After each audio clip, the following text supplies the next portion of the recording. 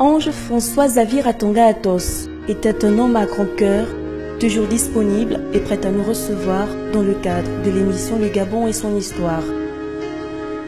Je crois que c'est bien. Émission dont il a d'ailleurs contribué à son affinement.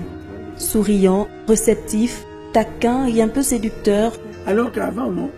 Au début, on ne se connaît pas. On retient de cet homme que sagesse et intellect font bon ménage. De faire une émission là-dessus. Ça pourrait peut-être le thème de la prochaine émission? Oui, si tu veux. Dans sa résidence familiale, l'homme a accueilli plus d'une fois nos reporters avec qui ils se sont entretenus des heures durant sur des thématiques bien spécifiques, à savoir l'émigration historique et l'occupation de l'espace Gabon. Ces instants furent de véritables moments d'échange dans le fond comme dans la forme. Ratonga Atos, comme on l'appelle communément, est né en 1943 à Port-Gentil, dans la province de l'Ogooué-Maritime.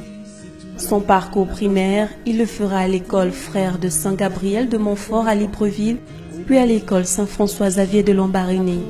Il fait partie des premiers Gabonais titulaires d'un doctorat et de ceux qui ont consacré toute leur carrière à la transmission du savoir. Au vu de son long apprentissage, l'homme est auteur de plusieurs œuvres, telles que le précis d'histoire du Gabon.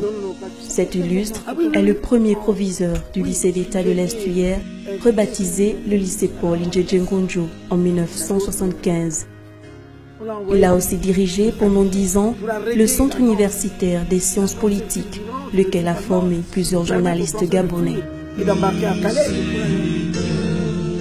Ratonga Atos tire sa révérence ce 2 juillet 2018 des suites d'une courte maladie. À l'âge de 75 ans, il laisse derrière lui une famille nombreuse, parmi lesquels les étudiants des hauts cadres de ce pays, des historiens, mais aussi et surtout des hommes et femmes des médias passionnés de l'histoire. Bref, toute une nation est en pleurs. Ratonga Atos, une bibliothèque nationale, s'en est allée.